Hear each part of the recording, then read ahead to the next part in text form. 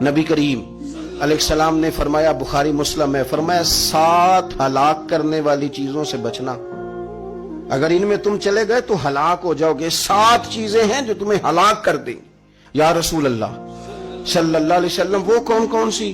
تو حضور نے فرمایا اللہ کے ساتھ شریک نہ کرنا، ہلاک ہو جاؤ گے۔ دوسرا نبی پاک صلی اللہ علیہ وسلم نے فرمایا جادو نہ کرنا، ہلاک ہو جاؤ گے، ہلاک۔ اور یار جسے حضور فرما رہے ہیں ہلاک ہو جائے وہ بچے گا؟ نبی پاک صلی اللہ علیہ وسلم نے تیسرے نمبر پر فرمایا جس شخص کے قتل کرنے کو اللہ نے حرام قرار دیا ہے اسے قتل نہ کرنا، ہلاک ہو جاؤ گے۔ چوتھے نمبر پر رسول پاک علیہ السلام نے فرمایا سود نہ کبھی بھی کھانا، ہلاک ہو جاؤ گے، ہلاک۔ بڑی بڑی دلیلیں دی بینک والوں نے، بڑا سمجھایا تو حاجی صاحب مان گئے، محترم مان گئے، کہنے لگے نہیں جی نہیں وہ کاروبار میں لگاتے ہیں۔ بڑے بھولے والے ہیں ہم، پتہ سارا ہے۔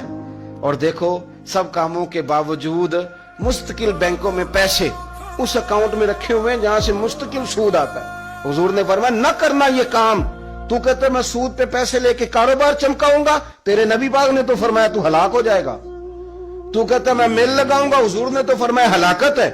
تو کہتا میں بڑا کچھ کر جاؤں گا تو ہلاکت ہے۔ اچھی طرح سمجھ لیں، اصل مال بھی ضائع ہو جاتا ہے اس بندے کا جو سود کا مال ملا لیتا ہے، اصل برکت بھی اڑ جاتی۔ اور میرے نبی پاک صلی اللہ علیہ وسلم نے 5ویں نمبر پہ فرمایا یتیم کا مال نہ کھانا، ہلاک ہو جاؤ گے۔